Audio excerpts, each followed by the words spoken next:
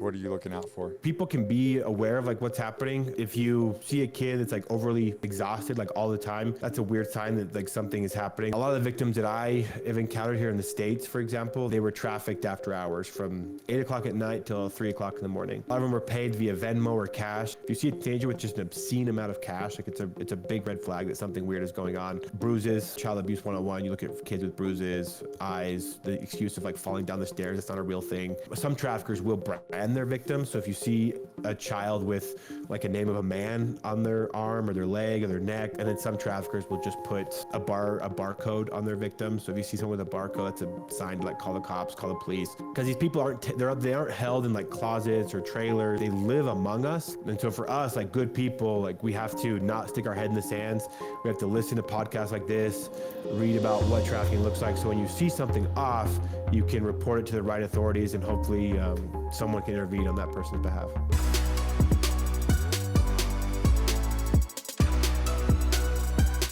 Tyler, welcome to the show, man. We are about to talk about some things that, geez, I guess people don't want to talk about. I mean, that's what it comes down to. I don't think people really want to acknowledge of this of how serious human trafficking is in the world, in the United States predominantly, and what the evil is out there. But right out the gate, man, you're 33? 34 years old. And you started battling human trafficking at 23? Yeah, 23 is when I first got started officially. It's kind of wild for somebody that young to just jump in. I mean, I don't even, at 23, man, I was in the Marine Corps. I don't even know if I like understood what human trafficking was fully, you know what I mean? Or how bad it was, right? I was focused on terrorism, which is, you know, it kind of plugs in there too. But what was this defining moment for you at 23 years old? Like, I guess seeing the power dynamic of American men exploiting young girls in Latin America, like, just help me wrap my head around a 23, which is amazing, by the way, but just help me wrap my head around that. No, you know, it's a good question. I think back to that girl a lot because she's honestly one that got away. It was my first exposure to human trafficking as a whole. And I think a lot of people, me included, we put the blame on the girls, put the blame of why are they hanging out with American guys? Are they gold diggers? Are they doing all these different things? And all that changed when I sat down with one for the first time. I sat down with one in Dominican Republic. I knew I wanted to get more. I knew there was more to the story there, and so I wanted to. Well, rewind, because I don't know that story. So, like, tell me how you even got exposed to this in the first place. Oh, yeah. So I was a missionary in the Dominican Republic, just 19 years old, just, you know, preaching the good word, as it were. And I saw human trafficking for the first time, but I didn't quite know how to name it or what it was. I knew something was off because, you know, you have that feeling of just, this is weird, something is weird. I have like this weird feeling in my gut. And it was a bunch of European American guys, mid-50s, early 60s maybes, with little girls, 14, 13 years old. They were sitting on each other's laps. They were kissing. They were drinking. And in my head, that's just, you know, something didn't click. Something just didn't feel right. But, you know, as I said earlier, I put the blame on the girl just because I had no concept of what was actually going on. And not until I went back home and was going to college, I heard a professor or a speaker, I don't remember who it was, but he talked about modern day slavery, human trafficking. And I was like, man, I swear, like they taught me in like high school that slavery was ended like with Abraham Lincoln. I had no idea that there was actually more slaves today than there ever has been in the history of the world. And he listed off like 5 countries, and he just listed off one that, you know, because I hadn't traveled much, but he mentioned a country that I had actually been to that I cared about. And it was enough to get me to sell my textbooks and sell my mattress and go back to Dominican Republic just to find out what the hell was going on. And so I go down, and, you know, I'm 22, 23 years old. And I'm not. So you dropped out of school? What's up? You dropped out of school to do this? Yeah. At least once. This semester I did. This was my first time dropping out of school. Actually, I dropped out of school later, but this is my first time as an undergrad. Okay. just I knew I had to. You expose something so evil, so dark. You're so curious that I just couldn't focus on business 101 or world history or anything I was taking you're like at the this is just time. not that important. No. And I wasn't the best student, so obviously my grades probably weren't. It was probably a good excuse too to just be like, you know what, I'll start again next semester. I'm gonna go fight evil. You guys worry about the economy. Yeah, no kidding. Yeah, no kidding. But that's why I went down and I didn't go undercover or anything. I just knew I wanted to go talk with actual victims and find out, what the hell was going on and how they ended up in this situation. And so I just picked a random nightclub because that's where I'd read that this is happening. Picked a random nightclub, walked in, and this pimp greeted me at the door, and he's like, "Oh, what can I do for you? Like, how can I help you?" And, I was looking around, and I was like, "Oh, that girl over there, the one that's 13, 14, I want to have dinner with her." And he was like, "Well, what else do you want to do?" And I was like, "Nothing, just have dinner." And for a pimp, like that really like raised his alarm bells. It's like, well, why not? Like, what are you doing? Are you a cop or what do you want here? And he's really defensive and started to kick me out of his club. And I was like, look, what is she worth per hour? Like, what do you charge normally for this little girl? And he was like, 25, $30. And I was like, well, if I give you $40 and I just have 40 minutes with her. And he's like, oh yeah, sure, whatever. Takes my money and lets me do as I please. And that was my first exposure to just how evil these people are, to where That was it. Green, No questions. Yeah, that was it. You paid and 40, you got her. Yeah, I could do whatever I wanted, including just have dinner. And that exposure to me was just, these people look at these kids as if they're just like a cell phone part or somebody to be traded and bartered, like they're nothing to them. And so I sit down with her, like me and you are sitting down now, and she's just shaking. She's just terrified looking at me. This little tiny kid, and I was like, look, I just want to let you know I'm not here to do anything to you. I'm not here to have sex with you. I'm actually just here to get your story because I wanted to learn more about how girls like you end up in these situations. And when I told her that, she just like sighed a sigh of relief and was like, oh, thank God. Like, I still haven't had my first client yet. And I was like, so what do you mean, like, your first client? Like, how did you end up in this situation? And she was like, well, this is my third day in this nightclub. And she walked me through like just the last week of her life. And she was like, I come from a really poor, really Catholic family.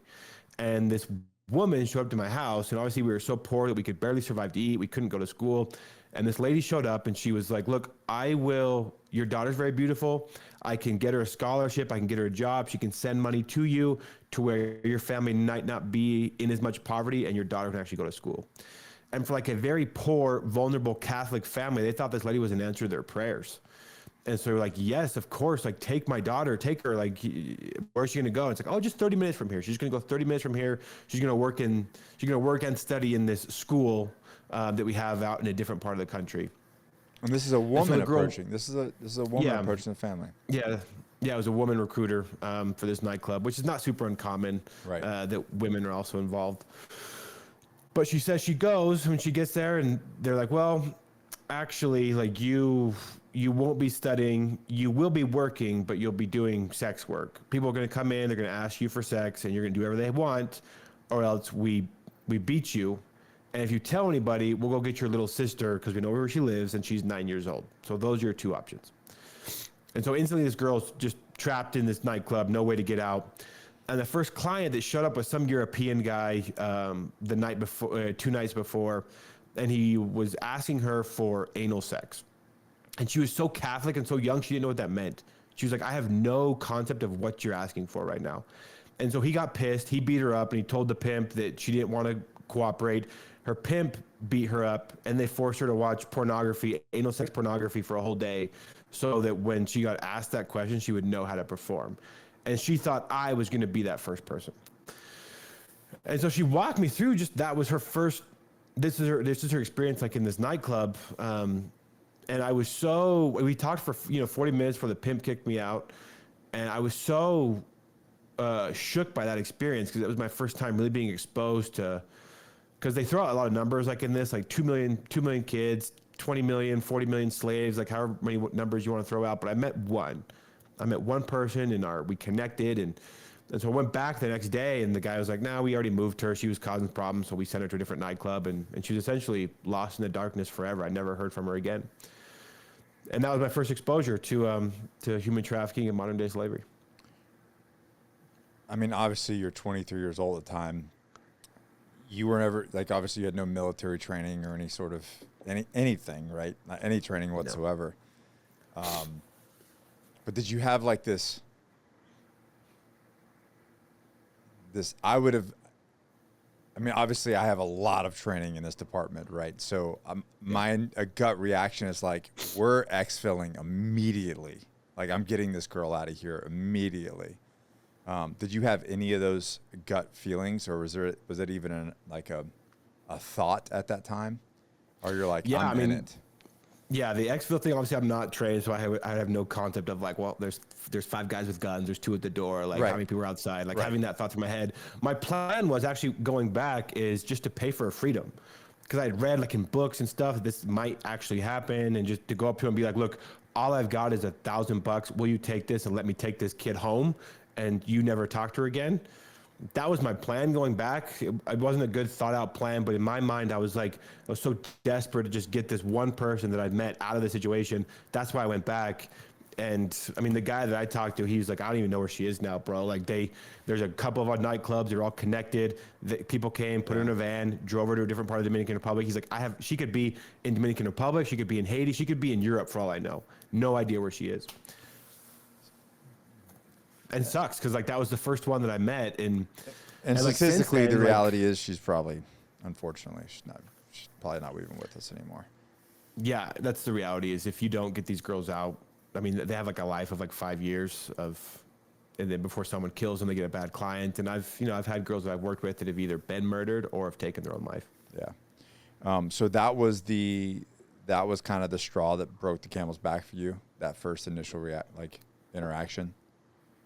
Yeah, I just couldn't think of anything else. Like I just couldn't believe that her and I were living on the same planet, breathing the same air, because our lives were so vastly different that I had this moment where I had this plan like in my head where it's like, well, I'm gonna go back to school. I'm going to get a master's degree. I'm gonna study business and open up a bunch of rentals or whatever, become like an entrepreneur. And when I'm 45, 50, sell it all and donate a bunch of money to help get people out. And that was my plan. I was like, that's gonna be my plan. That's what I'm gonna do. But on the airplane ride home, I was like, while I wait to do this, how many girls like this end up in the situation that you just described, like potentially end up dead, while life is waiting for me to make my fortune and sell it and then get involved. I couldn't help myself just to not get involved at that very moment. So that's what happened. Wild, man. So starting from nothing, and just kind of going back to what you just said, we live in this world, you come back to America, you could go to school, you get your coffee at Starbucks, you're watching bullshit on Netflix, you're living completely oblivious to what the real world is. And I try to talk a lot about that. Majority of people have no clue the evil that exists in this world and the men that it takes to fight it. Because they're we used to say this thing, back in the war. But we literally said, we're Marines are at war and America's at the mall. And that kind of still sits with me when it comes to the amount of evil that is in this world, that majority of Americans are just out to lunch. They have no idea what's going on. So starting 23 years old, you're coming back, you're supposed to be going to school, starting with nothing.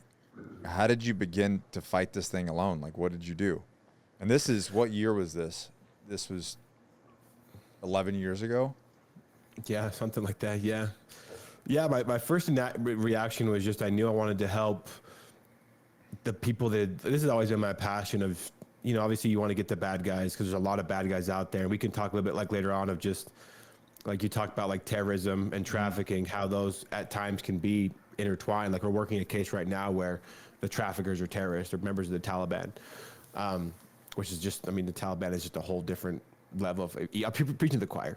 I'm very aware. Yeah. Yeah. So, I just, the first thing I did is just to start a GoFundMe. I think that's what kids do. When they want to help a cause, they start a GoFundMe and ask for 2014, you're let's go start a GoFundMe. Yeah. It's GoFundMe and put it out there and help people, have people spread the word. And I was lucky enough to where Being a missionary, a lot of people had a similar passion for the Dominican Republic and wanted to do something as well. Just didn't have the time, didn't have, hadn't seen what I'd seen, but they were willing to give financially to help support that. And so that worked out. That's how I got the additional funding. And what were you able to raise? Actually, so the nonprofit is, what's up? What were you initially able to raise on GoFundMe? Oh, 10,000 maybe, 10, 11,000, enough to just a bunch of college kids, giving, here and there to try to support the cause. And God, that's and nothing. It's actually because we did the GoFundMe, nothing. And we tried to do the GoFundMe for a while until we had a donor come forward that was like, I want to give you a nice check, but I need the tax write-off. I need you to get registered, like get the EIN number. Get legal. Yeah. Be legal. Like, don't just have this side gig GoFundMe that you do every couple months. Actually do something to where I can get the write-off and cut you a check that actually could make a difference. Yeah. And that's what actually got me to register the nonprofit and to make it legal and register with the government to be able to receive donations that could actually make an impact. So tell me about that. Well, tell me about the early days of, originally it was what, gifts of grace? Yeah. Yeah. So tell me about the formation of that. Yeah, Gifts of Grace was just, I read in the Bible somewhere. I really like the name. It stemmed from a story of what happened when I was a missionary. The first gift of grace that I saw that kind of changed the way I thought about the world and people in general. Because growing up, I was kind of a selfish prick. Like, not like a prick, but selfish. Yeah. I was an athlete in high school. I was a small town athlete, so I thought that I was a big deal. And when you're exposed to the real world, like you've talked about, you just realize that you're not actually as big a deal as you think you are. Right. And that happened to me in the Dominican Republic as well. I was a missionary one day, and we came onto this house, and this guy was totally wasted. His little girl was mopping the floor. His daughter was dressed something like Dobby the house elf from Harry Potter, just like a pillowcase over her body, 7, 8 years old maybe. And she had just mopped the floor, and she was bringing her dad, who was drunk, dinner. She slipped and fell, food's everywhere, and the guy went behind his chair and grabbed this whip from behind his chair, grabbed this little girl by the hair and slapped her in the face with this whip. And so me and this other missionary that were with me, we got involved, and I took his whip because I was the bigger missionary. The other missionary there was spouting a bunch of scripture of what happens if you hurt a kid? I'm going to throw you in the ocean with a millstone hanging around your neck, and started quoting scripture at him. But he was so wasted, he had no idea what just happened. Yeah. So he passed out because he was so drunk, and the girl had this big gash on her face. The mom was crying. It was their only food for the day, and it happened to be Christmas that day. And so all these kids are outside playing with toys, except for this one kid who's just living in hell, and she's bleeding. And so we took her to this little store to get her and her family just some dinner for $5 or $6, just so they didn't go hungry on Christmas. And this lady that ran this store, she noticed the situation was weird. Mom, girl who's bleeding, two Mormon missionaries, and she reached behind the counter and she gave this little girl a knockoff Barbie doll. Mm-hmm. And for this little girl, that was her world wasn't changed. It didn't solve all of her problems, but for one day, she got to be a normal kid on Christmas. Took that toy, ran out, left her food, never talked to us again, cleaned up the blood on her face, and went and took the Barbie doll out and started playing with these other kids. And for one day, she was just a normal kid. And that day is searing in my mind because I'll never forget just the generosity and the kindness of this woman who, by giving a gift of grace, a gift without expecting anything in return, she changed this girl's world for just one day. Yeah. And when I saw that, as me as this selfish former high school athlete, now current missionary, I was like, that's what life's all about. That is, I don't know how to name it, but that's it. And I want to somehow try to replicate that for the rest of my life. And so when the time came to form a nonprofit, that's where I first started. The name was Gifts of Grace. So what was so before we get to Libertas International, what was that mindset shift from missionary to, fighter for justice and fighter for these young girls? It's, the missionary experience was a good experience for me because, being so selfish growing up, being exposed to the real world, how people find meaning in their life, how you find meaning in your own life, you really kind of just change like as a person. And for me, like that was the first time I really, because I was in the Mormon church, you're kind of expected to serve. You're kind of expected to go on a mission and preach the gospel and do all these different things, which was fine. But I had never like studied anything about Jesus Christ ever. And so for me, I was a huge hypocrite, being like, you need to believe in Jesus Christ when I didn't even know if I really believed in it. Right. And so, it's just it's what's expected. And it's what's expected. And you're trained to live that life. Yeah. Yeah. Yeah, and so I studied it. You know, I read the Bible. I prayed about it, and I was like, man, if this Jesus is all he's cracked up to be, that's a pretty it's a pretty beautiful story. It's a pretty beautiful thing, a pretty beautiful plan, and if what he says is true, like loving God, loving others, and part of loving others is, you know, freeing them from oppression and injustice. How do you know that evil like this exists in the world? You know, like how do you know that like people like the Taliban exist, or traffickers exist, or pedophiles, and you having, you know, some kind of power to do that, do something, how do you not get involved? Yeah. And then look at yourself in the mirror and be okay with what's staring back. If you don't, if you know that's the truth, you know that exists, how do you look at yourself in the mirror and expect something good to look back if you're not doing all you can to help? Do you remember a specific, was it that last trip that you just described? Was that the time there was like, okay, I got to put my missionary hat down, and I kind of got to switch to more of a warrior mindset in this fight? What was that pivot point for you? Well, I can tell you the case. It was because I met this girl. I was still like in those two mindsets. She got lost in the darkness, but there were two girls that we actually freed from the darkness, right? And that case was again, you know, the Dominican Republic is my first successful case, and we got a tip, the nonprofit and the Dominican government, about a mother who was hosting live streams of her two daughters on Facebook. Her two daughters are 7 and 5 years old, and she was doing live streams to a group in Pittsburgh to where the woman would get paid based on the sexual acts that the 7-year-old would perform on the 5-year-old. On Facebook. On Facebook, yep. Yeah, just a private Facebook group hosting webcams. She'd shoot the link out, and that's where they would all communicate and exchange this material and stuff. And our people in the Dominican Republic were really good about tracking where this was coming from.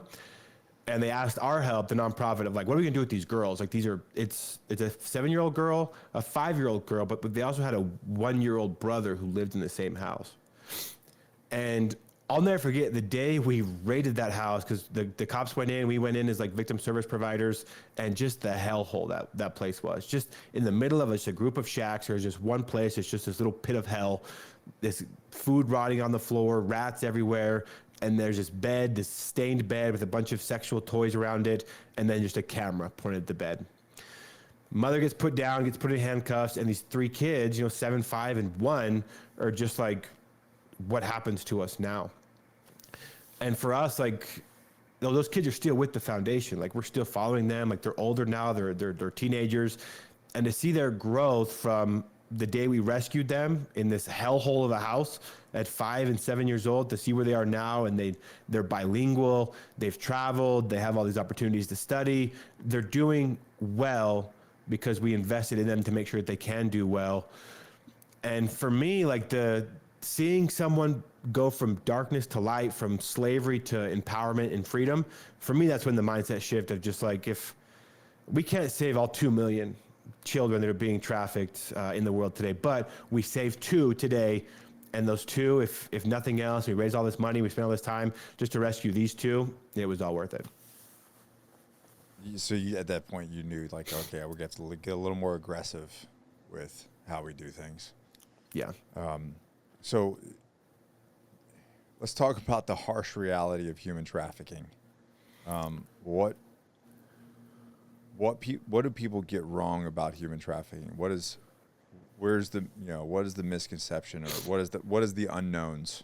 Can you you're deep into this, so explain it to people that are just really don't have a clue. Yeah, it's a good question. I think one thing that I think people should know is that it's closer than we want to admit. When when coming up in this, I just assumed that a lot of the trafficking happened in Moscow or Mexico City or some of these places around the world. But one of the most horrific cases that I ever had happened in Salt Lake City, with this little girl that was being trafficked by her mom on Tinder. Her mom would connect with pedophiles on Tinder, being like, "Hey, I have this fetish for pedophiles. I like to play this game with pedophiles to see if these pedophiles will want to have sex with me or my daughter first. Do you want to engage with me?" And that's how this girl was trafficked for 4 years, just in Salt Lake City. And so it's closer, I think we want to admit. I think that's the scary thing, is that traffickers can be closer than we want to admit. The last statistics I saw was the U.S. was the biggest consumer of human trafficking. Yeah. Yeah, for a couple of different reasons. One is that we have the resources to travel. So a lot of the American citizens that travel out in the world are the ones that are abusing children, engaging with traffickers, spending that money in the developing world to abuse kids. And then the ones that don't travel, that's why so many, because we're the biggest economy in the world, that's why so many traffickers around the world try to get these victims to the United States so they can be trafficked in nightclubs or in trailer parks or wherever, online webcam studios, so they can be trafficked here. And that's, I think, a reality that I think a lot of Americans, I think we need to embrace and combat, because like I have nothing bad to say about our country. Like, I love our country. I think it's the best country in the world. But we have, what's the way to describe it, is we are the home of the land of the free and home of the sick bastards on occasion. Yeah. And so to take that mantle of, like, if we really are the capital of human trafficking, what can we do as Americans to rid out the ones in our community that are contributing to this problem? It's right under our nose. Yeah. Yeah. So anyways, going back to like what, human trafficking what do we get wrong about it? If you have anything more to say on that particular topic. Yeah, I think sometimes we assume that that victims are taken to like other countries in like shipping containers, like they're kidnapped and they're taken. And yeah, it's because that's what happens. Like, that's what shows on TV in the movies, right? That's the way. Yeah, that's the way it's depicted. And that happens. Like, that makes for a good story. But if you kidnap somebody, like I always use this example, just it hit close to home, like where I grew up, was the Elizabeth Smart story, to where she was physically taken from her home at knife point, and the world exploded. She was on all these milk cartons. She was on all these different things. The whole world was looking for her. And for a trafficker, that's really inconvenient, really inconvenient. A trafficker wants the situation more of like what I explained in the Dominican Republic, to where this girl is tricked to coming to a place where they have her under lock and key, and she is there, but nobody's looking for her because people know where she is. They assume that everything is okay. And in that way, no one's coming to her rescue because no one knows that she's missing. Right. Traffickers aren't likely to target like your white suburban neighborhoods, where if someone is taken, the whole world explodes and they start to look for them. What they're targeting is a lot of the kids that are homeless, the kids that are maybe living on the streets or have addiction problems. And they're looking for the most vulnerable because they want to find victims that no one is looking for. And that's been almost universal, like around the world where I've traveled, is that there have been some cases, maybe one or two in my whole career fighting human trafficking, where someone has been physically taken to another place and transferred to another country. But the majority, they're tricked to coming to these places, and no one is looking for them because nobody knows that they're actually missing. What are different ways that girls are being trafficked? Like there's the doors that are opening thing. Like, is it family? Is it organizations? You kind of touched on it, but what are some different ways that we could be looking out for the way that these doors are opening? Yeah, the most likely traffickers, unfortunately, are those that people know most.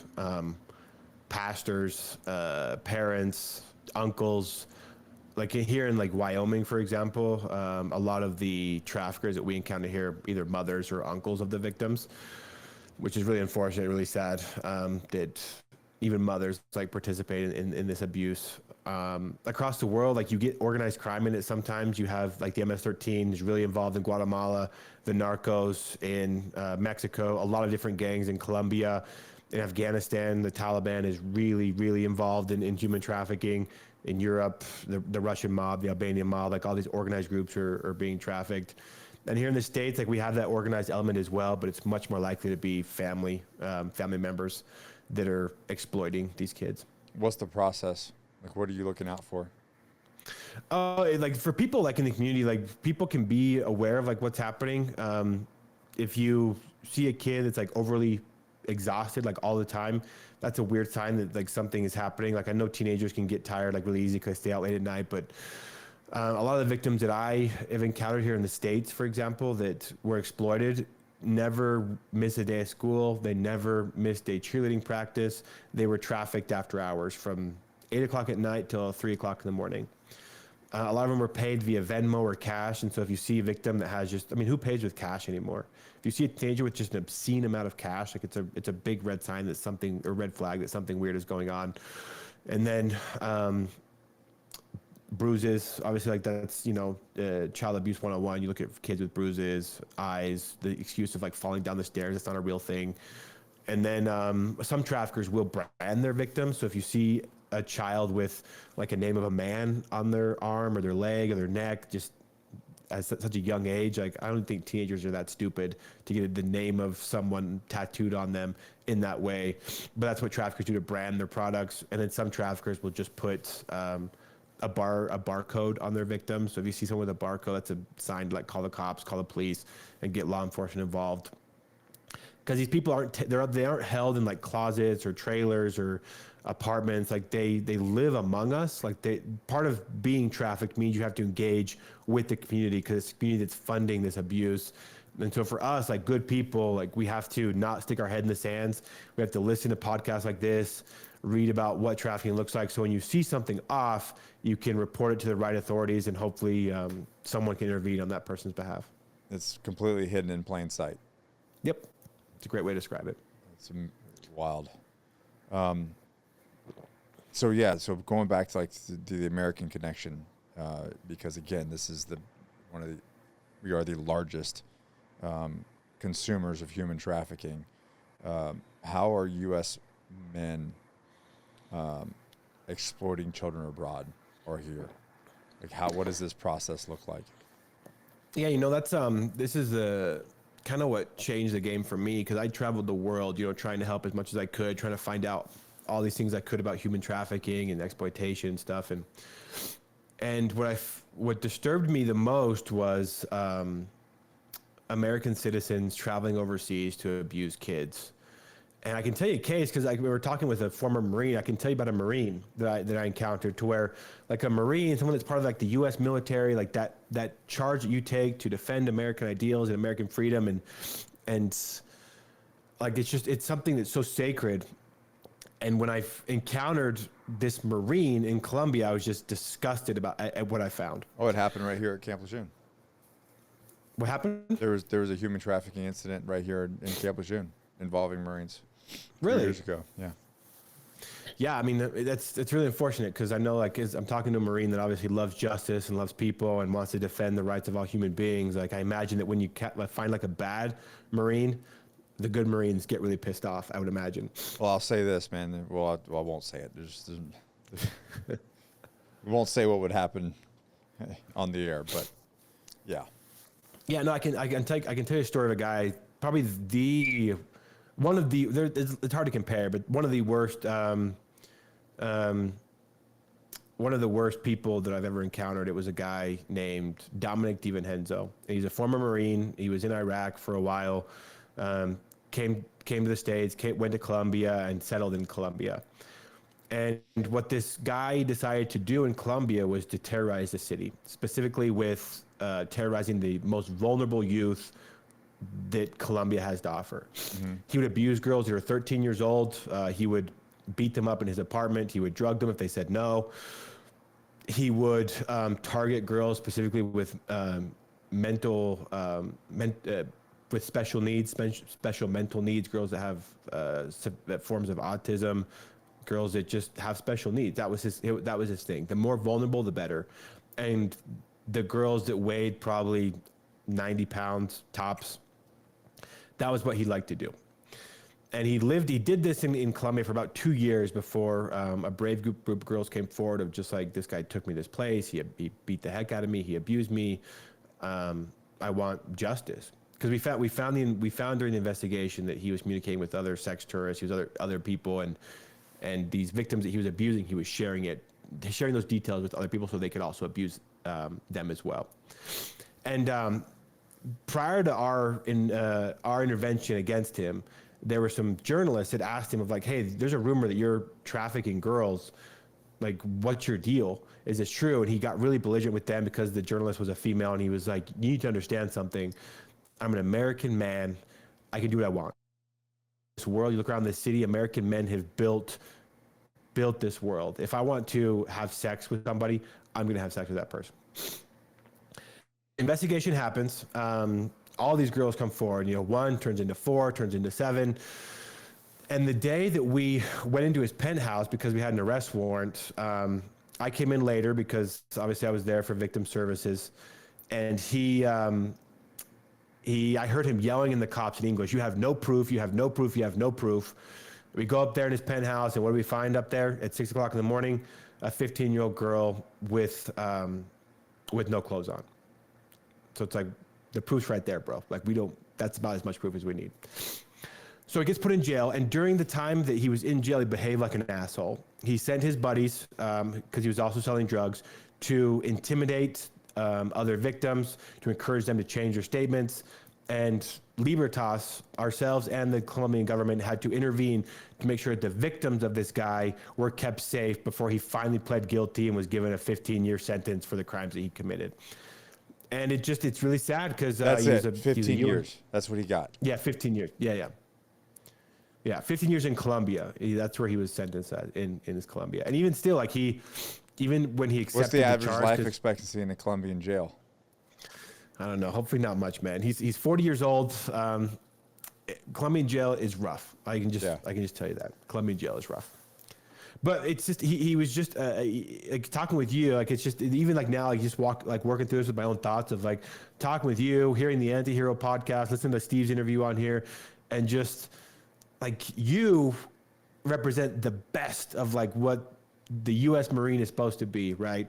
And Dominic is just the absolute worst. I'm so glad that POS is in jail, and that Colombia, specifically Colombian girls, the most vulnerable in the country, no longer have to suffer because he's around and he's willing to pay to abuse girls that have nothing to eat at night. Yeah, I strongly believe that.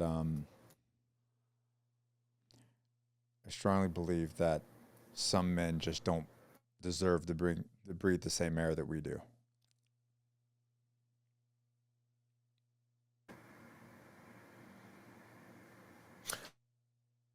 Good. Did I lose you? I can still hear you. I can still see you. All right, hold on. Let's just let it catch up. The last thing I heard was, I strongly believe, and that's when it paused. Oh, I said I strongly believe that some men just don't deserve to breathe the same air that we do. Yeah, I agree. So let's talk. I guess this is, it's interesting that you bring up like this. It's kind of like this low level, pocketed cells of human trafficking. And the way people think about it is like the power and wealth of like these higher profile organizations. How real is that compared to this like decentralized cells of human trafficking? It's definitely, I think, I've learned over the years that whatever the human mind can think of, it probably exists in some way in the form of human trafficking, abusing kids. Like the Epstein thing is, I think, what a lot of people refer to of like Jeffrey Epstein and his group of like powerful friends, and like that, that definitely exists. Like Epstein is a POS. He's got a list somewhere. Like that's definitely a real thing. And there's at least, I'm sure, just because of there's 2 million kids being abused, 40 million across the world, just men and women also being abused. Jeffrey Epstein, there's at least 10 more Jeffrey Epsteins across the world. We just haven't found out about it yet. But what keeps this afloat is just your normal, like everyday Joes, man. Like the people that are willing to to abuse a kid, pay $30 to abuse a kid, and then just go away. And I think that's almost scarier, to where you paint like an Epstein as like this boogeyman, that it's like this cartel leader for all these human traffickers, and those exist obviously, and Epstein has his own, I'm sure, like wealthy cartel. But the fact that like a lot of these people that purchase this and that facilitate this live amongst us is almost scarier. Like there was this case in St. George, Utah, of this grandpa, this really respected grandpa, this religious leader. I'm not sure which religion he was, but he was really well respected. People liked him as an entrepreneur. Was involved in the community, and his granddaughter one day showed up to school with no teeth, zero, and she was like 9 years old. And so CPS was called. It's like, what happened to your teeth? And the girl she had a really good forensic interviewer, to where she gave her statement and went through her story of like, I've been abused at my grandpa's golf club for the last 5 years. And a few days ago, an old guy in his mid-70s was getting really violent with me. And so I bit him. He was forcing me to give him oral sex, and I bit him. And what did my grandpa do as punishment so that wouldn't happen again? He removed all my teeth.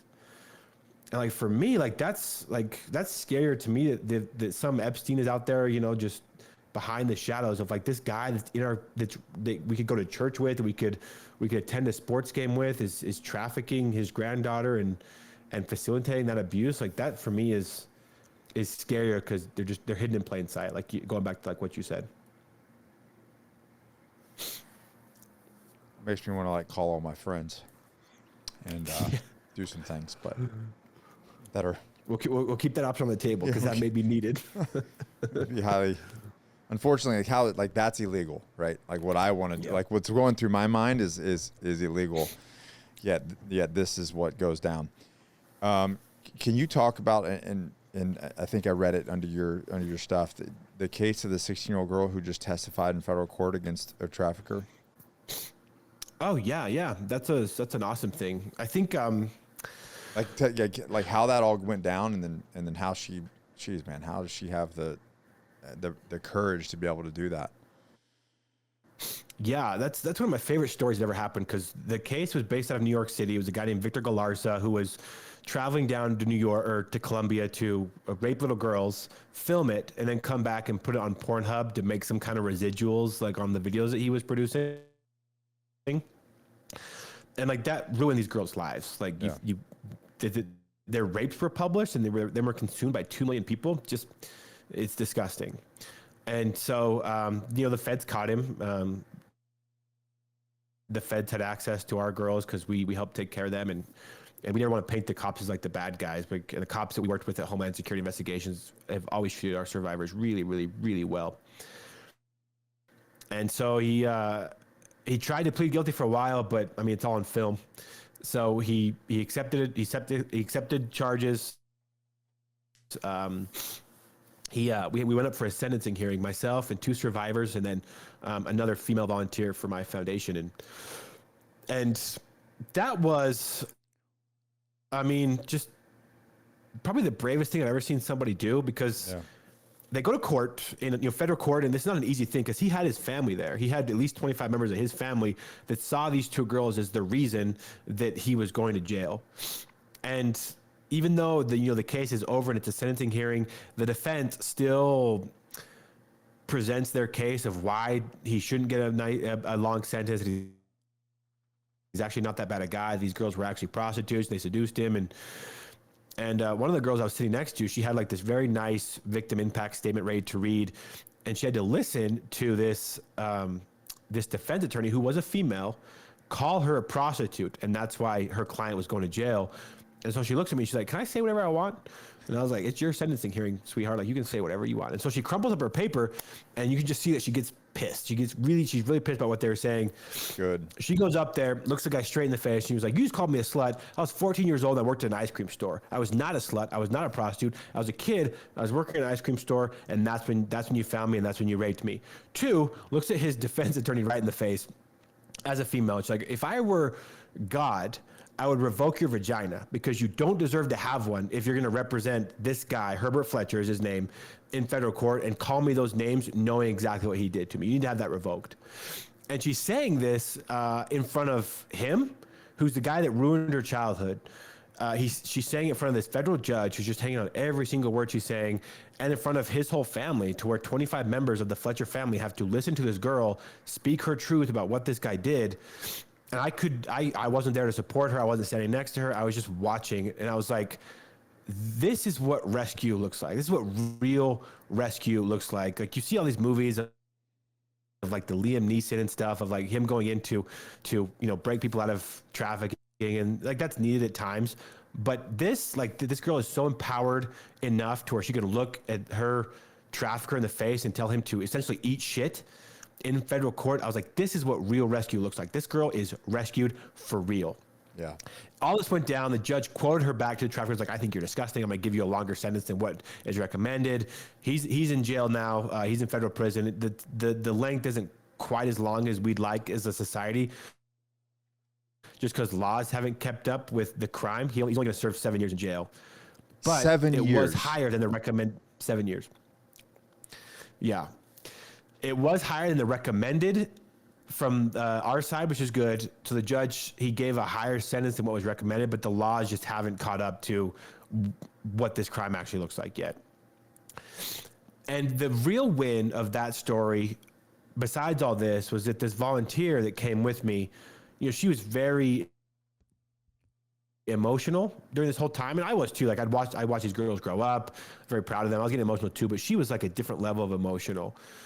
And so I was like, hey, can we go get some coffee or something and talk about what's going on? And she was like, yeah, let's talk about it. And so we talked, we had like this debrief, and she was like, I've just never seen anything so brave, that these girls could look at their abuser in the face and tell him to eat shit in federal court. She was like, if they can do that, I can go report what happened to me on Monday.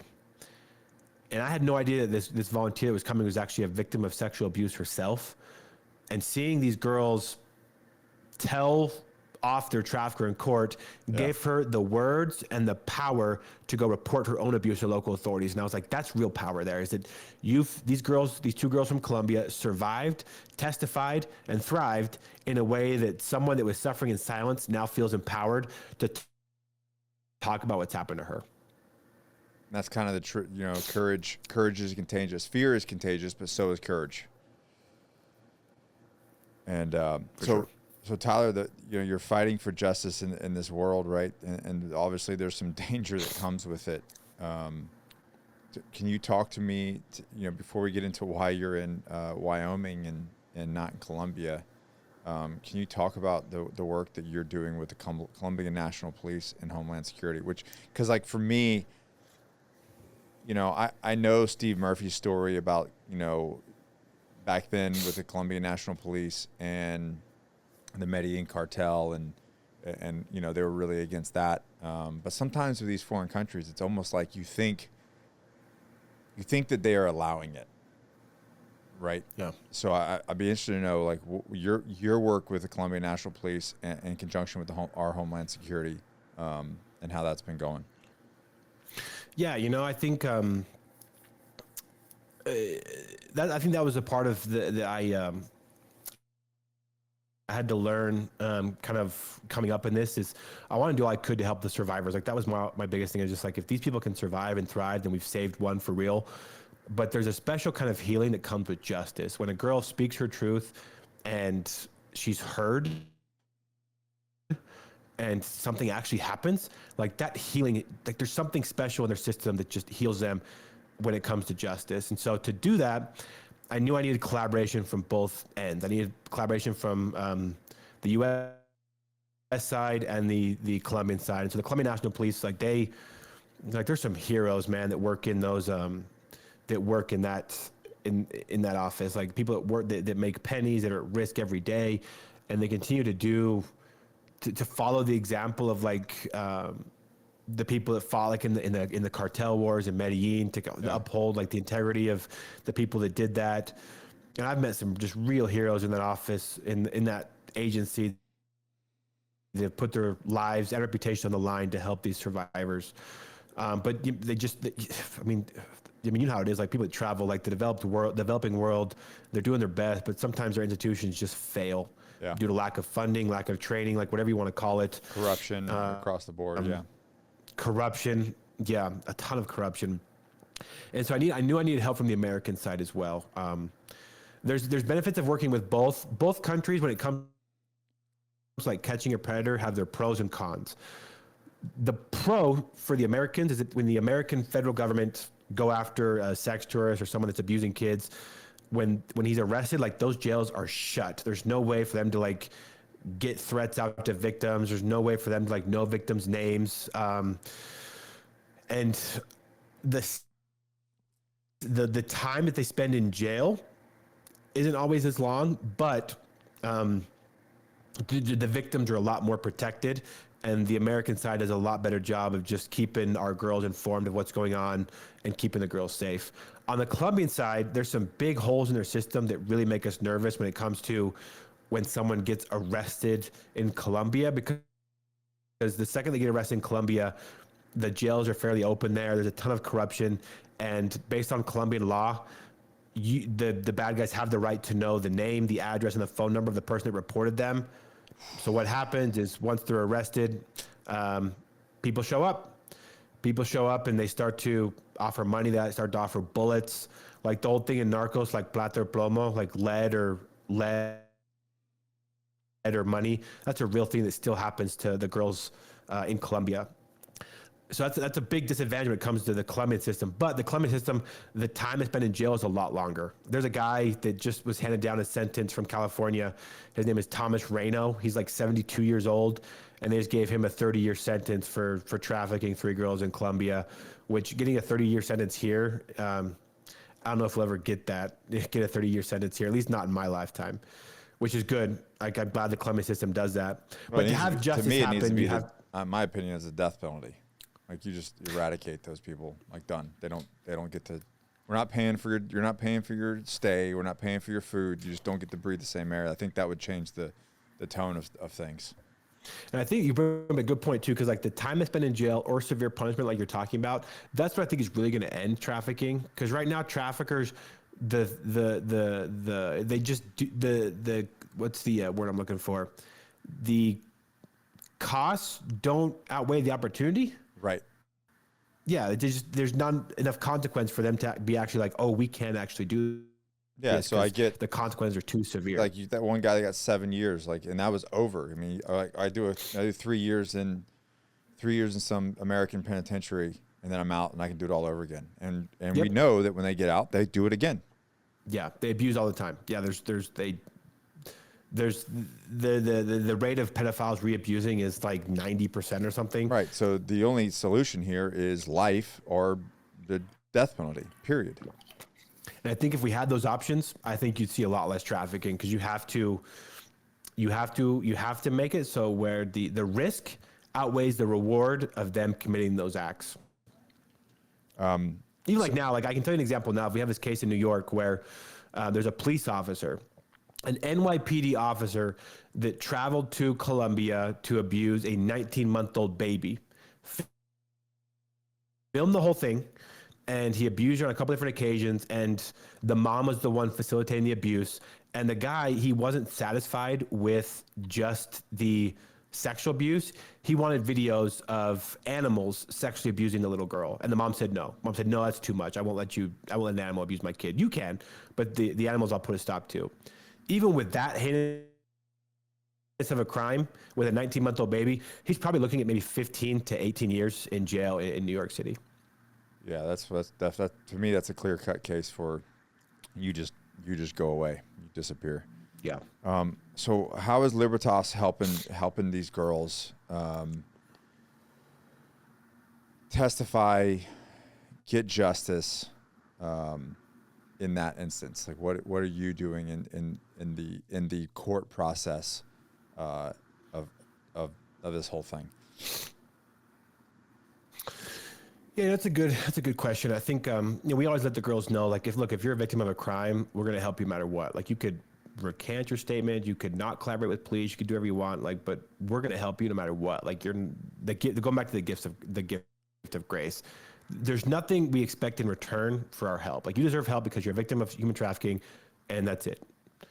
There's nothing we expect in return. However, if they decide to collaborate, one is that we, just like as a human level, like we help them to know how to stay calm in those situations, because those situations suck, especially like when it comes to like being cross-examined. If the guy chooses not to plead guilty, those situations really, really, really suck. And so helping them know just how to stay calm in those instances, helping them write a victim impact statement to submit to the court, keeping them informed of like what communication is going on between the Department of Justice and the defense for the bad guys, what kind of pleas are being talked about, what kind of restitution is talked about. And then we help them understand what restitution means. Like, okay, if you get restitution from your trafficker and it's like $10,000, that is your money. You can go out on a drinking binge with your best friends and call it good to celebrate, or you can invest that money in maybe a short-term rental that you can then use to make more than $10,000 over the course of your lifetime. And so just helping them know what to expect after, during, how to stay calm when they look at the guy in the face. And, you know, a lot of these situations we can't really plan for either. Like, we gave this, one of my favorite stories of a court case here in Wyoming. This 14-year-old girl trafficked by her mom, and the guy pled not guilty. And so she was being cross-examined, and we gave her tips on just how to stay calm, how to dress so she looked like an innocent little 14-year-old girl, because she was raped when she was 8, and it finally went to trial when she was 14. And the girl, we gave her tips, and she just totally threw them out the window, and it was to her benefit. Because this girl, her biggest strength and her biggest flaw is her attitude. 14-year-old kid, I mean, imagine. Yeah. And this defense attorney, he got hold of her original statement when she was 8 years old, and he put up a whiteboard, and he was like, I am going to count how many times this girl laughs while talking about what this guy did to her to prove to the jury that she thinks this is funny and that she's not taking this process serious. And so he did. He played the video. He started making tally marks, like asking questions like, did you laugh there? What was so funny about that? And for half hour, we were just getting our ass kicked in court. Like, we were all stressed out. She was stressed out, and we couldn't do anything. Like, you just want to go up there and beat the guy up, or you want to go up there and give her a hug. You can't do shit. But about 30 minutes in, she just totally threw out like our advice, which was bad advice, like in this situation, but we just couldn't plan for it. Like, I'm done trying to remain calm. I'm going to use my attitude and my sarcasm to my advantage. And so she would pause the video at random times. She's like, I laughed there, but you missed it because you're a 75-year-old defense attorney. You know, the jury laughs, the crowd laughs, and the defense attorney's like, you know, he gets flustered and frustrated, but he's like, okay, I'll put a mark there. If you say you laughed, puts a mark. He'll pause the video. Did you laugh there? And she's like, no, I don't think I laughed there. It was a giggle, but it didn't count like as a legit laugh. And he was like, okay, we'll move on. We won't count it. Keep watching the video. And she turned it into a game. This 14-year-old girl with sarcasm and attitude turned this incredibly horrific experience where she's detailing the abuse that happened at 8 years old. She turned it into a game to where the jury, us, like this balloon that's getting ready to pop, we just let the air out. The whole vibe changed. And you could tell the defense was getting frustrated because this was his plan, is to make her look like a liar. And he couldn't do it because she used her strength to her advantage. And she won the case. She won the case. She was found guilty on all counts, and it was because she used her strength to her advantage. And so we tried to do our best to give them the skills to be able to handle the situation, knowing that when court happens, it's all just a shit show. Oh, man. So obviously doing this, there's danger that comes with this. You predominantly live, work in Colombia, correct? Yeah. And you're in Wyoming. Why? You know, it's there's a cost. I think there's a cost to fighting evil. I think there's a cost to. There's a cost, all right. Yeah, and I learned that it last year was a weird year for me, man. Like, so I spoke at the UN last year, right? Like, I spoke at the United Nations. It was great. Like, I got to give a speech about what Libertas does, and at the United Nations in Vienna. And UN has its problems. Like UN, UN has its different problems. But as far as like a place to share what Libertas does, I don't know if there's a higher spot other than the White House to share that. Yeah. And while there, I met people in that room that had worked their entire lives. They were like in their late 60s, early 70s that have been working so hard to get in that room. And I was there at 33, and I just felt invincible. I was like, man, I just can't. This is it, man. Like I've made it to the top of my profession. I'm doing all these amazing things, and then threats started to happen. We rescued some girls. We encountered some situations where there was some gang involvement. There was some drug trafficker involvement, and the threats started to happen against me, members of my team, survivors in the foundation, to where it sucks because like so many people that I love and admire are in Colombia, and at the current moment I can't go back there because threats on my life and threats on the lives of these girls. And that's why I'm in Wyoming. Is I feel safe here. I feel safe in the States, and I can't go back. At least not for a while. And it's taught me a lesson. Just like, you talk about like the cost of fighting evil, and I don't know why I was so surprised by this. Where I mean, Libertas, like we support these girls a lot, and we support our law enforcement partners a lot, to where we hit these guys hard. We hit them hard, and I'm not surprised that they turned to people they don't quite understand, or they fought back. Like I'm not surprised. Like they didn't just take this justice lying down, and it had some costs. I think back, I don't think I would do anything different, but there was a cost of me choosing to defend the most vulnerable in situations like that, where there's people that profit off of the most vulnerable, and they do not like it when their cash flow is disrupted. Do you know across the board what the monetary amount of this industry is? I know it's in the billions. I know there's numbers that are thrown around of like, if you were to sell like every Starbucks franchise and every NBA franchise, that would be about the monetary value of human trafficking. Therein lies the threat, right? Like you're disrupting a multi-billion-dollar industry. You do something else. I mean, you start messing with kids. You start messing with people's money. It gets dangerous. I mean, you got to think. There's businesses that kill people for, a deal. Yep. I mean, we're seeing it happening. Yeah. Yeah, and it's you think about trafficking too. It's different than drugs because you can sell a 14-year-old girl, I don't know, 300 times before something fatal finally happens. And a drug you can only sell once. Well, I was just talking. Yeah, I was just talking to DEA and ATF this past weekend.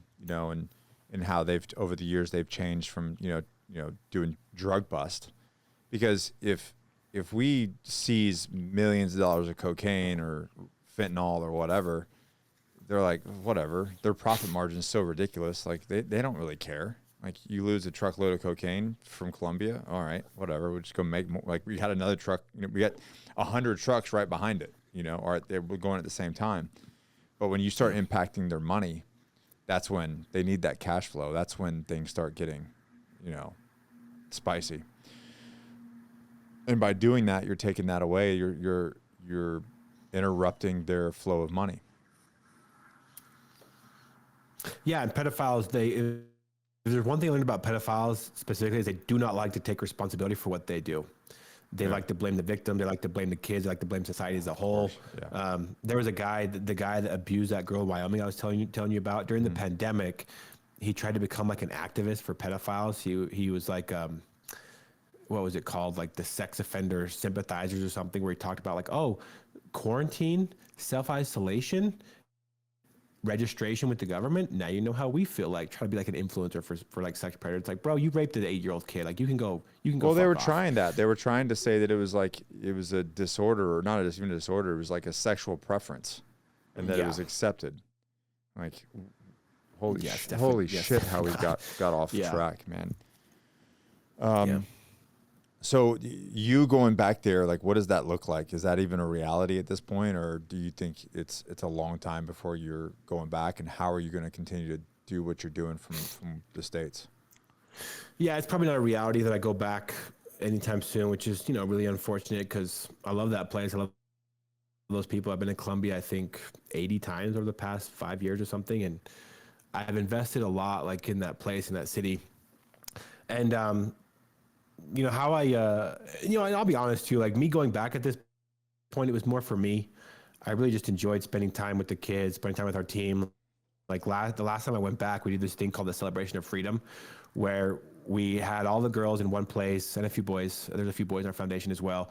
We paid for like a nail salon to come in, do all their nails, do all their hair. There was a pool, there was a barbecue, there was a movie playing next to a fire. Just giving them, just be like, you know what, you've earned this. Just relax, chill, enjoy just being a kid, being a human being, being a friend.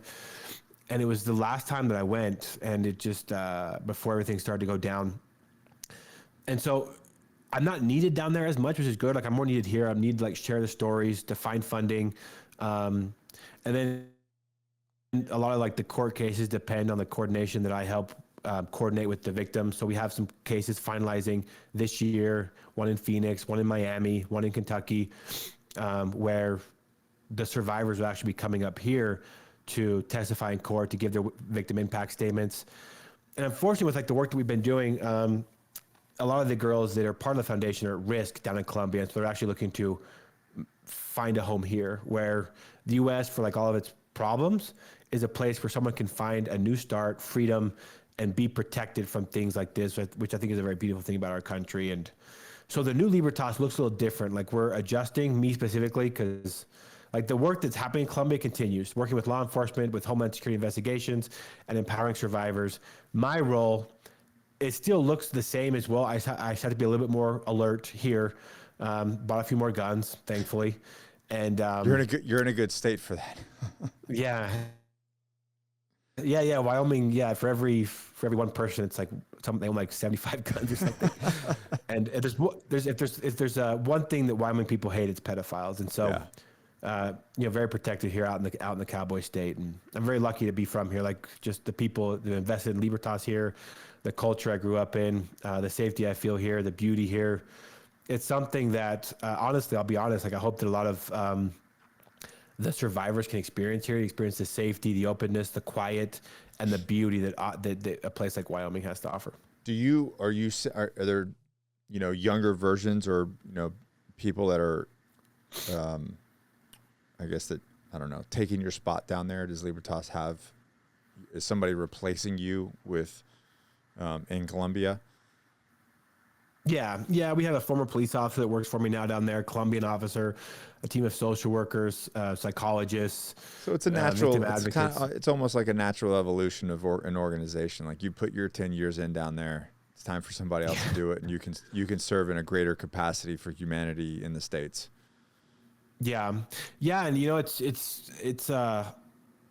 it's interesting too, just with everything happening in Colombia, these threats that are happening, and some of the girls who were down there and have been forced to flee, like I'll never forget. Like we talk like on this podcast about what it means to like be brave, what it means to do all these different things, and I think the bravest thing that anyone's ever said to me actually happened in Tijuana, Mexico, because one of our Colombian girls had to flee Colombia because they tried to kill her. One of the traffickers tried to kill her. A Colombian trafficker tried to kill her, because we also combat Colombian traffickers too. She came to the U.S. border in Tijuana. She wanted to go through the legal channels to ask for asylum and go through legally, do all these different things. And she arrived in Tijuana with nothing, her and her two daughters. And I flew down because it's a quick flight from Jackson Hole to San Diego. I crossed the border and I met them there. And I knew like the asylum, I was like, you have to, if you want to make it in the States, you have to do it legally, or else it won't work for you. You want the American dream? Totally, and I'll help you, but you got to do it legally so that you're set up in a way that you can be successful, you and your kids. And so I go down there and I just make sure they're okay. Like in Mexico, I buy them some food and stuff, and get ready to say goodbye.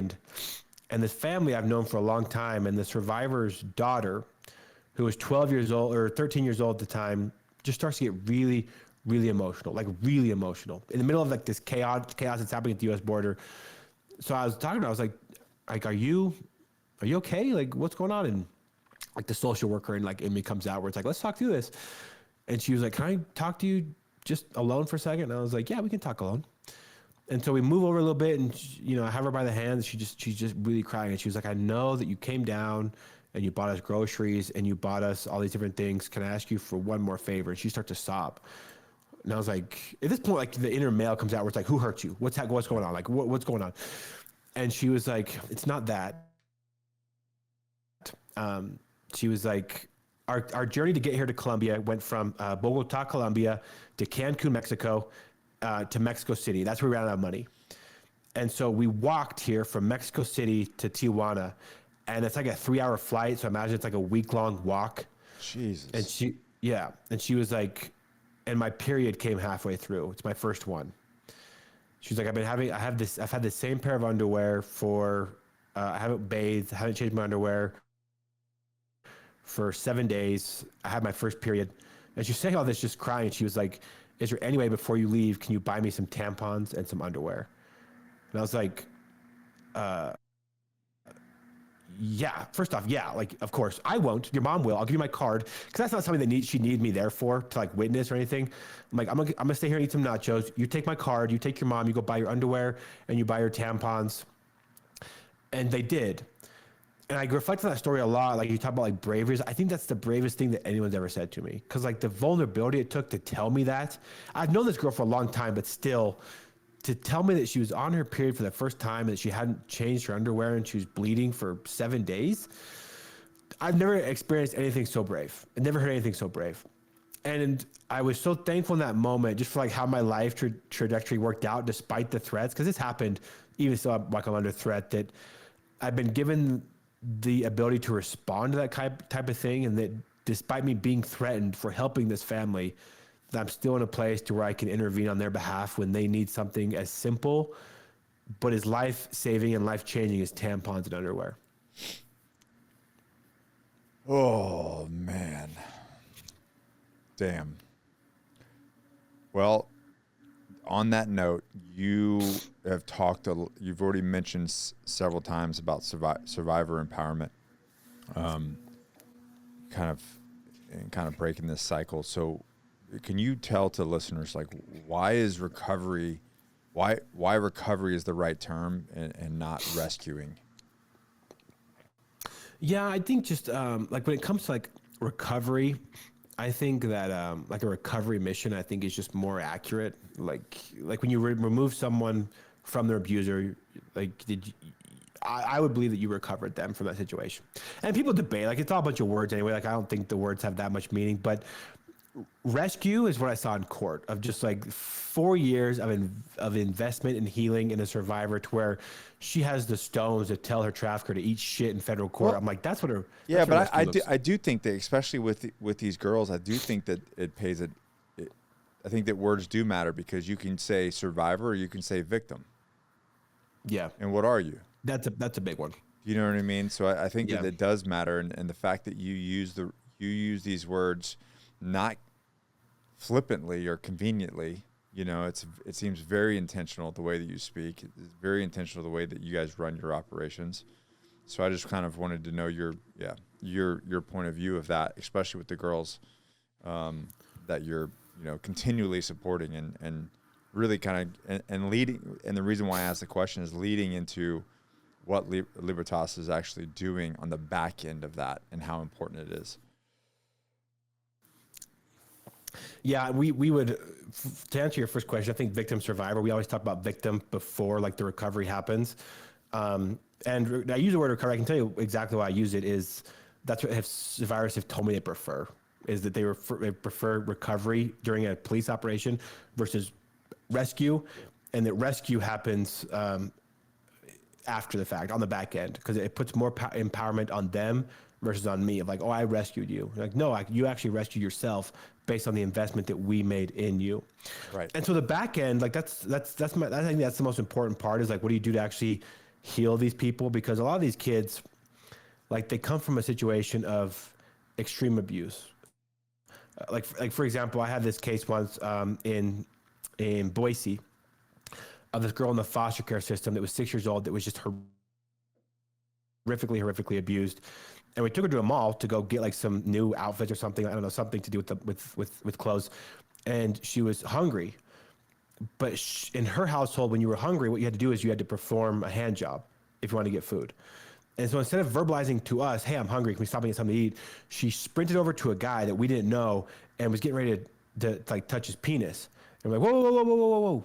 Like, don't do that. Like, what's going on? Like, what are you doing? She's like, well, I'm hungry.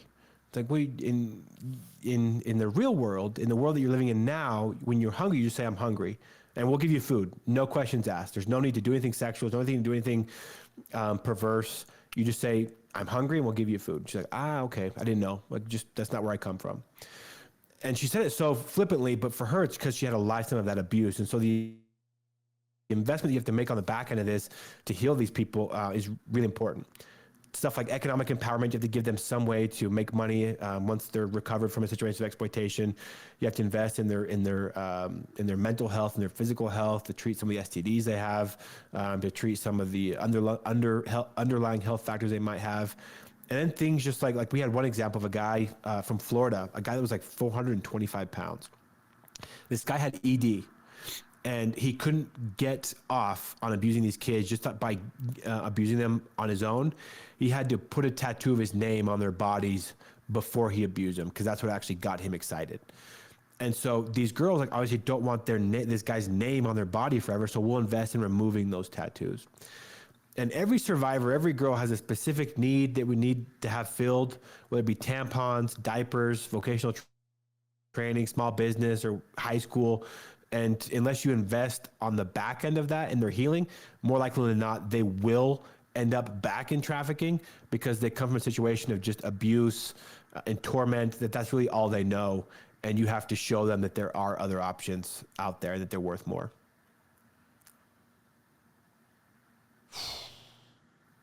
Tyler, man, it's heavy shit. Yeah. And so Libertas is actually funding this, the back end of all of this. Yeah. That's enormous, man. It's an enormous cost. It's an enormous weight. And it's not something you're writing a $10,000 check for and being like, deuces, I'm out. See ya. This is ongoing work. And I guess you have, caseworkers, and like, how do you manage all this? Like, I'll let you know when I figure it out, bro. I'll let you know when I figure it out. Because like, the reality is there's no like, oh, that one slipped through the cracks. Like, that's not okay. Yeah. That's just not okay. So you guys are have to be on top of all of it. Yeah. And we always want to make sure that we have, that we're a safe place where someone can ask for help. Like one of the girls that was victimized by Dominic DiVincenzo. I mean, I've never met a girl that was so sexually and physically abused in my life, and she had special needs. I remember when she first met with our team, she has this sweet picture, because she was brought into our foundation by another survivor, and she's just holding on so tight to this girl's hand because she was scared of what this process was going to look like. And man, we gave that girl a welcome party like you wouldn't believe. Like, we took her to a steakhouse, bought her steak, let her get the ice cream, let her get the large lemonade. Just treat her with so much care and kindness. And she sent us this audio message that I still have saved. And she's just like, no one's ever been so nice to me. This girl's 16 years old and just crying like this little audio message, like, no one's ever been so nice to me. Just thank you. And I feel so welcome here. We want to make Libertas a welcoming place for people that need to ask for help. We never want to turn anybody away. And so that's my job as like the founder, is like, tell the story, raise the money, so that when someone is brave enough and vulnerable enough to be like, I need help, someone hurt me, that here they can find acceptance and support. So obviously these girls, like, you don't have to say specifically, but these girls, where do these girls go? Like, a lot of them don't have parents here, so where, and how are you housing them, taking care of them, et cetera? Yeah, it's a lot of collaboration. There's a lot of other nonprofits that work specifically with housing, government housing, private housing, Christian housing, like whatever it is. A lot of the kids will end up in one of those housing situations, and we'll just help financially support the home when it comes to those specific girls, to make sure that they're taken care of as well. That's where a lot of them go that don't have families. The ones that do have families will usually go back home to their families. And that's a big job for us too, because that is a lot of these girls come from really dysfunctional families. And so working with the family unit as a whole to try to help lift the whole family, like that's what we want to do, to help the whole family, so that their little sisters, their little brothers don't end up getting involved in exploitation. And then when they're 18, You know, there's the hard lesson that we all have to learn when we're 18 is like, what do you do when the system is not taking care of you anymore, and that you have to defend for yourself? How to get a job, how to apply for a job, how to pay for housing, how to gain access to government systems that are already in place, how to avoid predatory loan companies, how to take out like a legit student loan. What are things to study that actually can give you an income?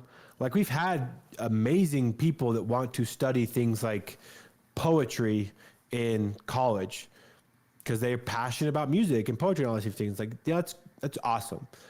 But is it going to produce income for you in the future? Think about how you can produce income for yourself in the future, and try to help them avoid even some of the pitfalls that I think a lot of us Americans fall into too, of like what to study that actually can produce some kind of income. And that's what we do. We commit to them for at least 2 years, and then we see where they're at after 2 years. If they still need more help, we'll continue to help. If they don't, we'll let them fly on their own.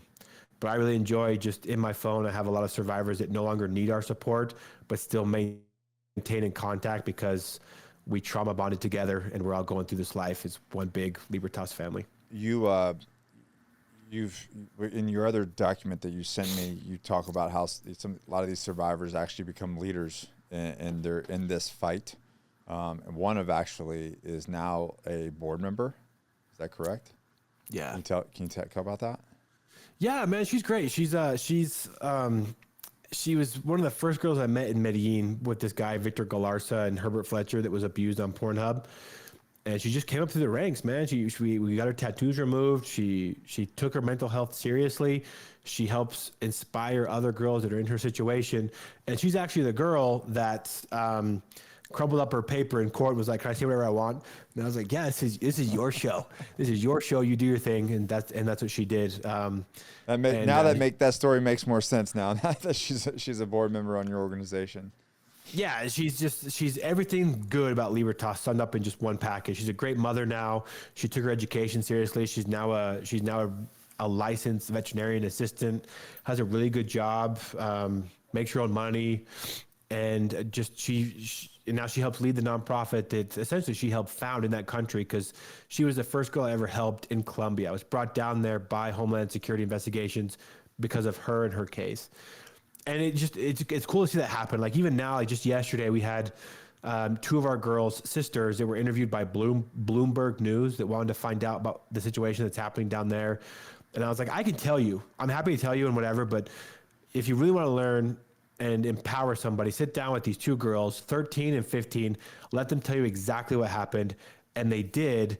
And like Bloomberg, like, that's not a small news station. Oh, now hundreds of thousands of people are reading their words and learning about the issue based on the bravery of these 13 and 15-year-old kids. And I couldn't be more proud. And that's what we love to do, is just empower them to where one day, if these gangs get to me and I'm dead, that they have the ability to survive without the nonprofit needing to be there. Yeah. And the reality is I truly believe that you can't have one without the other. As long as there is darkness, there'll be people to stand in the gap and fight it. It's just the way that it works, you know. So you remove us, somebody will step up and just take our place, and there'll never not be a wall of people fighting. So what's the number one thing people can do to fight human trafficking? Well, I think selfishly, the thing that Libertas needs most is funding. We always need funding. People can go to libertasinternational.org, sign up to be a monthly donor, make a one-time donation. That's what allows my foundation to fight human trafficking the way that we fight it in Colombia, Guatemala, the United States, Dominican Republic, and in a few months, Afghanistan. But for just normal people, I think the most important thing is just to know the signs and to recognize that it's real. It's not something you can pretend it doesn't exist, or it's not something that you can share about only on Facebook and be like, I need to release the Epstein files now. We all want to see those files. All of us want to see those names. But it's coming. You're much more. It's coming. It's coming. Yeah. It's coming. And you're much more impactful to the cause by knowing what the signs are and just being alert. Being alert, because these victims have to interact with society to make traffickers money. And so people in society that are good, we can't put our heads in the sand and pretend it doesn't exist, or else we're siding with the bad guys, because that's what the bad guys want. It's like, you don't have to buy my product. Just don't say anything, and you're still doing me a favor. Yeah. And so knowing the signs and recognizing who to call and what to call, and that's, I think, the most impactful thing that people can do is to know what trafficking looks like for real. Yeah, the education awareness of this is kind of a velvet dagger that slides right through it. For sure. Yeah. What is the future of Libertas now? Now that you're in Wyoming, and what are you guys doing moving forward? You know, I want to continue to share the story of the nonprofit, just because these stories for me, like they're incredibly personal, they're incredibly inspiring, and they show the world like what is actually happening. Like that tampon story, like that story changed me. Like when that happened to me, like that changed me as a human being, and I'll never be the same. And so I want people to just feel that story and to know what's going on and be able to support any organization that's doing this work, that's actually doing the job in a way it should be done, whether it's in Colombia, in Russia, or in North Carolina, just anywhere that's supporting. You know, I think the future, I want to continue to grow it. At one point, hand it off and maybe do a speaking tour, do some books, and let the nonprofit, run its way. But one thing I always want to make sure that the nonprofit does is just to always be a safe place for people to get help. And so I mentioned, like in my story, this is what was so impactful, like talking to you that knows like what true evil looks like, is our next case is actually a Taliban case, to where I have this friend whose daughter was trafficked by her uncle. Her sister was trafficked by her uncle to the Taliban, to where she was gang raped by 7 or 8 members of the Taliban that left her without the ability to walk. She's 15 years old. And when she sought medical attention, the Taliban tried to kill her and her whole family. And so our current project is to get this family out of Afghanistan and to get her the medical help that this girl needs, so she doesn't lose the ability to walk based on this gang rape that happened. Like I can't even fathom the abuse that has to happen in a gang rape for someone to lose the ability to walk, but it's not pleasant. Oh man, it's happening like that and so much more. I mean, young girls are getting sold off to other village elders. I mean, they're talking about 9 years old getting married off to other old men, and just to be one of those kids that are married off, Yeah. And it's all paid for. It's a commodity. Yeah, and it's organized. It's like it's a cartel of pedophilia under the banner of the Taliban. Like, better than anybody. Yeah. And in my career, like I never thought it would be coming up against a case where I had to protect a girl from the Taliban, but here we are. Yep. And because of the mission of Libertas and what I've told myself 1,000 times, sometimes in my darkest moments, never turn somebody away that needs help, at least to the best of our ability. When this case came, this little girl said, "I need help."